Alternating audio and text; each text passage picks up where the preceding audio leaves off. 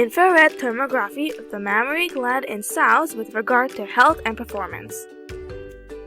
In this presentation, our goal is to offer you a quick summary of the research and conclusions. Please follow the links to review the research in further details. Thanks to all the authors and publishers for making this research public, thereby advancing science and innovation. Please like, share, and subscribe.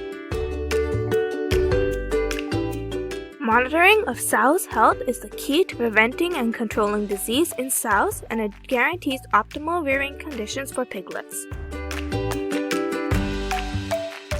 The aim of this study was to investigate the relationship between the health status of sows shortly after pasteurization and to analyze thermographic images of the mammary gland and the sow's performance. Clinical examination of a total of 513 dB Victoria hybrid sows was bundled individually using a modified score system.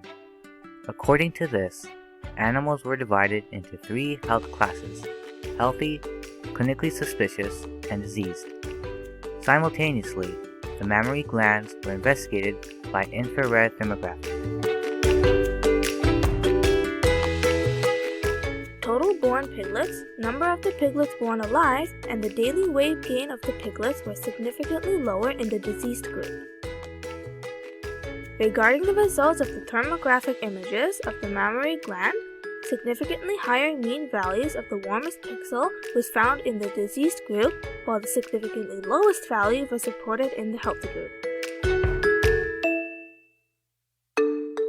In summary, it can be said that the use of thermography can help to find early diseased sows whose disease has negative consequences on the daily weight gain of the piglets at least until weaning.